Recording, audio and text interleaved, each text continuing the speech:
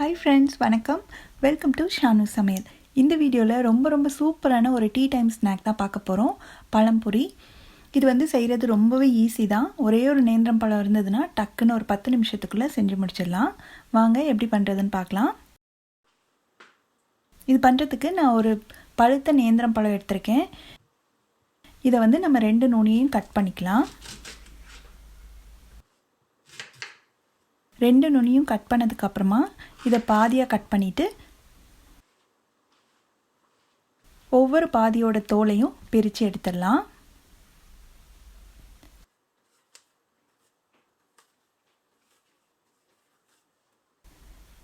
அப்புறமா இதை நீல வாக்கில் ஓரளவுக்கு திக்காக, ரொம்ப மெல்லிசாக இல்லாமல் ஓரளவுக்கு கொஞ்சம் தடிமனாக நம்ம கட் பண்ணிக்க போகிறோம்.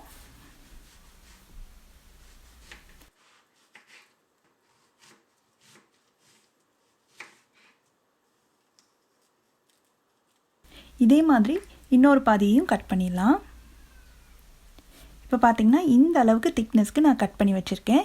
இப்போது நேந்திரம் பழம் ஸ்லைசஸ்லாம் ரெடியாக இருக்குது. அடுத்து நம்ம இதை போட்டு எடுக்கிறதுக்கான மாவை ரெடி பண்ணிடலாம். இந்த பவுலில் ஒரு 1/2 கப் அளவுக்கு மைதா மாவு, 1 டேபிள் ஸ்பூன் அரிசி மாவு, கொஞ்சமாக ஒரு சிட்டிகை மட்டும் உப்பு, 1/4 டீஸ்பூன் மஞ்சள் தூள், 1/4 டீஸ்பூன் ஏலக்காய் தூள், 2 டீஸ்பூன் சர்க்கரை.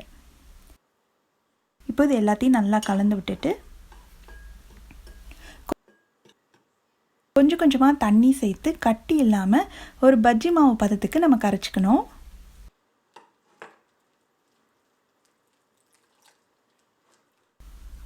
கொஞ்சமாக தண்ணி சேர்த்துக்கோங்க.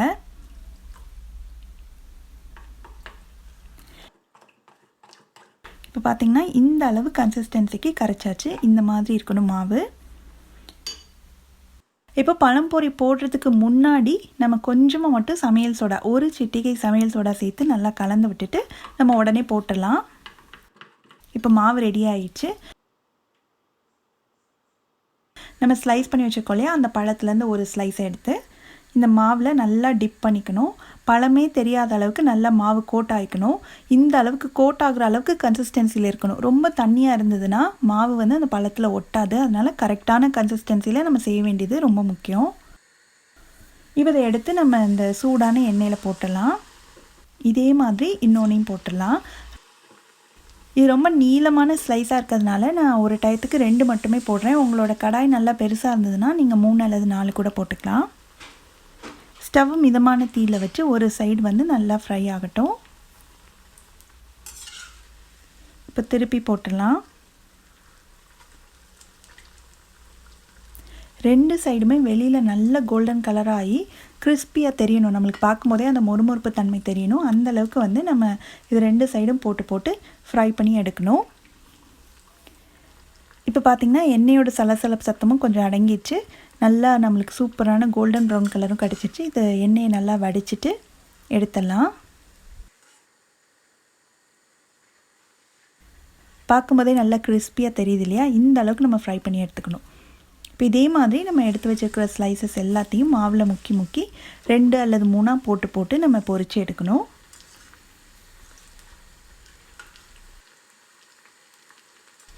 அவ்வளோதான். எல்லா நேந்திரம் பழம் ஸ்லைசஸையும் நம்ம போட்டு எடுத்தாச்சு. சுட சுட சாப்பிட்றதுக்கு ரொம்பவே நல்லாயிருக்கும்.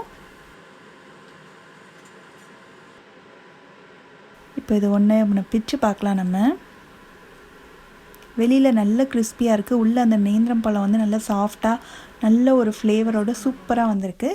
நீங்களும் இந்த ஈஸியான ஸ்நாக்கை கண்டிப்பாக வீட்டில் ட்ரை பண்ணி பார்த்துட்டு எப்படி வந்ததுன்ற கமெண்ட்ஸை மறக்காமல் ஷேர் பண்ணுங்கள். தேங்க்ஸ் ஃபார் வாட்சிங்.